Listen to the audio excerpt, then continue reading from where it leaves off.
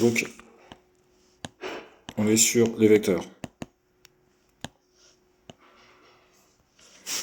Donc, le vecteur, c'est un outil mathématique qui se définit comme ça.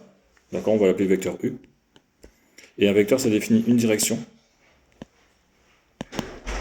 un sens, et ce qu'on appelle une norme, qu'on peut aussi appeler la longueur. D'accord. Je vais donner des exemples et des contre-exemples. Ces deux vecteurs, déjà, par exemple, ils n'ont pas la même direction. Parce qu'il y en a qui va vers le haut, il y en a un qui va un petit peu vers le bas. D'accord? D'accord. Donc ici, ils n'ont pas la même direction.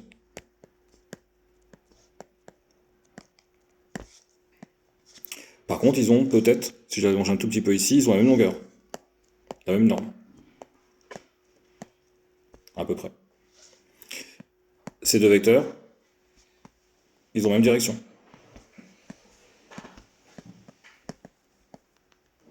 Même direction. Ils ont aussi le même sens. Mais ils n'ont pas la même norme. Ils ont des normes différentes. Ils n'ont pas la même longueur.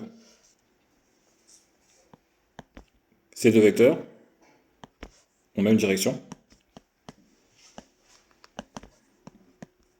Donc, sens contraire. Donc, sens différent. Et des normes différentes. Ils n'ont pas la même longueur. Ok.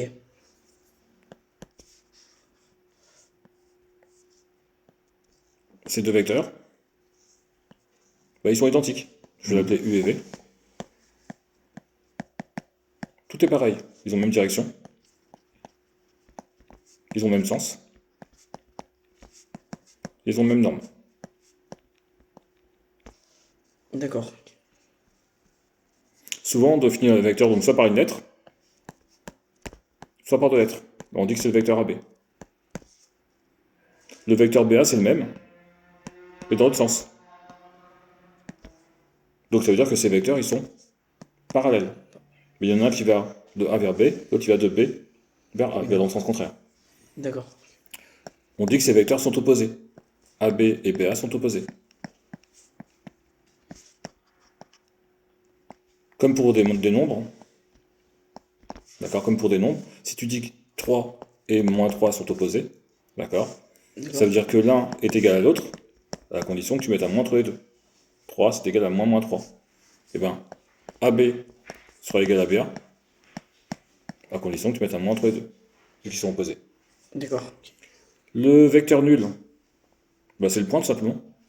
C'est le vecteur nul. D'accord. C'est un vecteur point, entre guillemets. Voilà, c'est le vecteur nul. Alors, souvent on définit aussi le vecteur par une translation. On va dire donc, j'ai un vecteur U. Je vais faire la translation de A par rapport au vecteur U, donc je fais le même déplacement. J'obtiens A'. Donc A', c'est l'image de A par la translation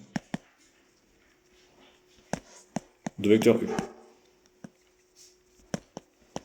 Ça veut dire quoi? Ça veut dire que A' est égal au vecteur U. Ok.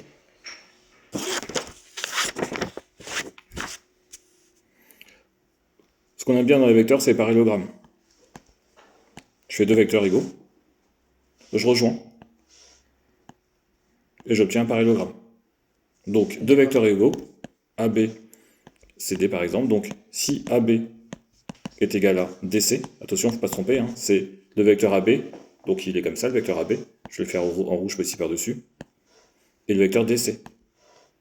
Si AB égale DC, c'est équivalent à dire que ABCD, et pas ABDC, ABCD, parallélogramme. Je fais comme ça pour dire parallélogramme. Donc deux vecteurs égaux forment un parallélogramme. Et une fois que j'ai mes deux vecteurs égaux, après je peux dire aussi, si par exemple j'ai ABCD parallélogramme, je vais faire un petit parallélogramme ici, voilà. ABCD, j'ai plein d'égalités sur le vecteur. Je peux donc dire aussi que le vecteur AB, donc le vecteur je vais faire en deux ici, est égal au vecteur DC. Je peux dire aussi que le vecteur par exemple BC est égal au vecteur AD. Ok. Je peux aller dans l'autre sens.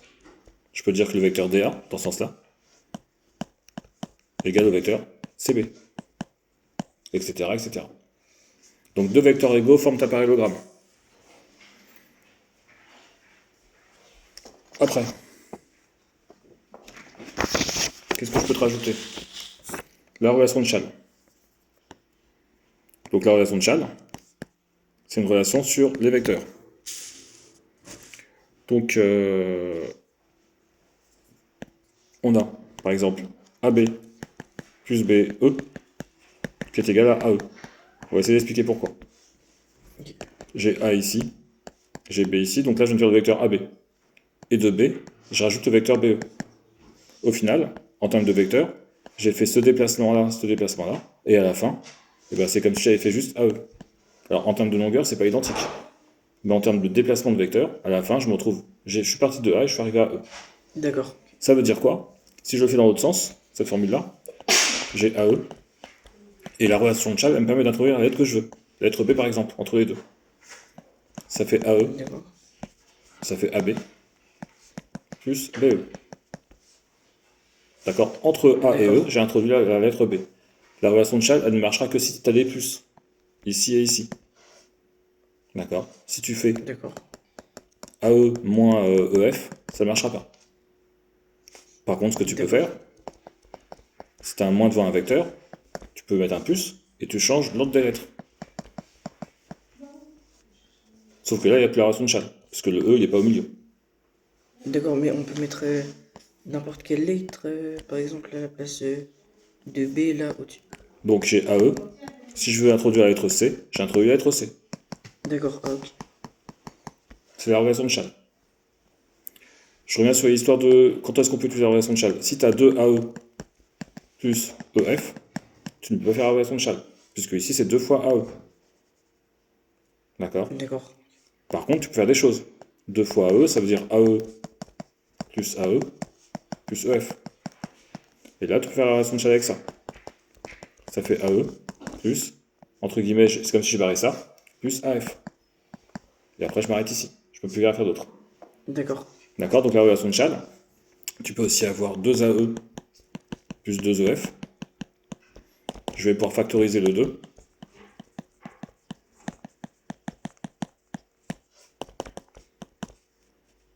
Le fois, il ne sert pas à grand chose. Je vais éliminer le fois pour l'instant.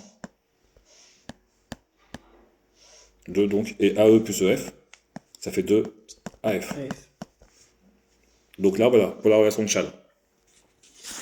Après, construction de vecteurs, on verra ça en exercice.